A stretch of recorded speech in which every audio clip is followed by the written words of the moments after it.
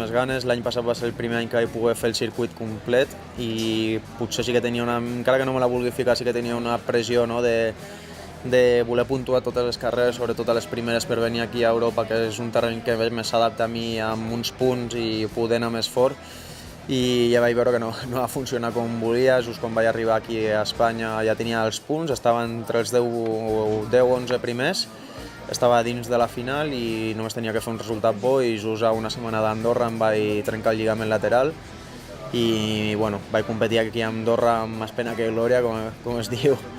Més per orgull, no? Perquè tenia ganes de competir a casa, com us he dit, és la meva segona casa aquí a Andorra i tenia moltíssimes ganes i bueno, em vaig exprimir al màxim amb el fisio, els metges també em van tenir que punxar per poder competir, però bueno, al final no han sortit els resultats suficients per poder estar a la final.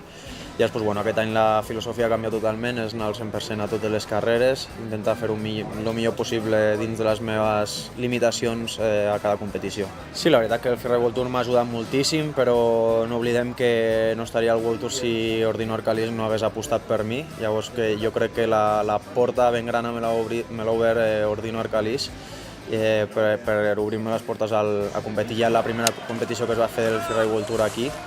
I la veritat que estic super agraït amb tota l'aposta que han fet per mi i bueno, jo intento sempre que puc tornar aquest agraïment, no? Aquest esforç que van fer ells per mi, intentant esquiar aquí quan puc, presentar les pel·lícules aquí quan puc i quan toca la competició aquí donar-ho el 200%.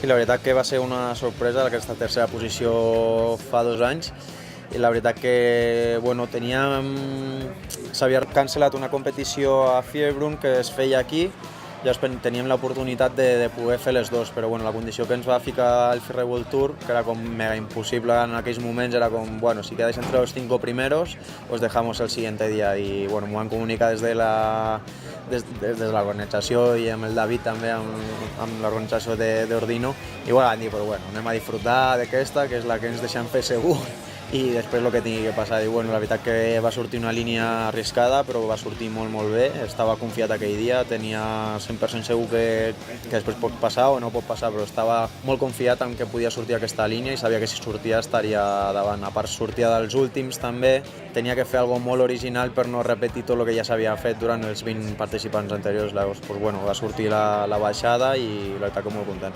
Jo crec que el nivell del Freeride World Tour està pujant cada any i es nota, no? La cantera que hi ha al Qualifier. Tu veus una competició de 4 estrelles del Qualifier i és al·lucinant el nivell que hi ha i tota la gent que està pujant, els invitats que estan entrant, la gent que es manté.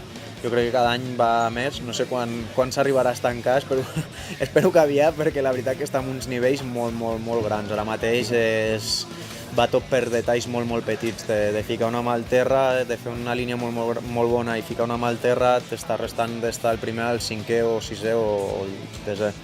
Llavors, són tot ara ja per coses molt detallistes que estan en les primeres posicions, llavors cal lluitar.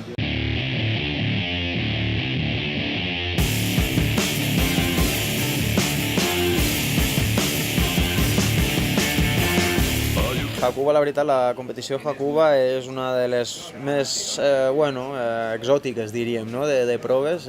Mai s'ha fet una prova del Freeride World Tour allà.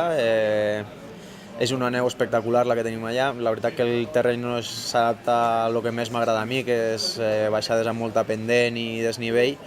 Però anirem a passar-ho bé. La veritat que l'any passat, encara que no vam competir, ens ho vam passar molt bé, perquè vam estar esquiant una neu espectacular durant 10 dies. I la veritat que, aviam si aquest any sí que es pot fer i podem gaudir tots de la competició. La veritat que no m'agrada marcar-me objectius, no sé en quina posició acabaré, ni com acabaré, ni res. Vaig dia a dia, m'agrada disfrutar del dia a dia, no sé ni el que faré d'aquí 2 setmanes, o sigui que no sé el que faré a Japó tampoc.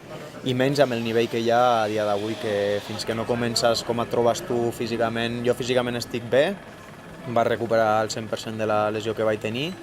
Estic amb confiança, les baixades que he estat fent a Argentina i Xile m'ha tornat una altra vegada, no? La confiança aquesta que potser necessitava, que a vegades perds, no? Quan tens una lesió, tornar a començar una altra vegada és el que costa, no? Ficar el coco a puesto, no només la lesió. Llavors, pues, bueno, jo crec que amb aquest tipus de nivell estic bé, ara pues, això aviam com està el resto també de participants, que sé que ho donaran tot en totes les competicions. Llavors que, bueno, com diuen Paria, no? Que cojo no hay ninguno ja, o sigui que intentarem lluitar i fer-ho el millor possible.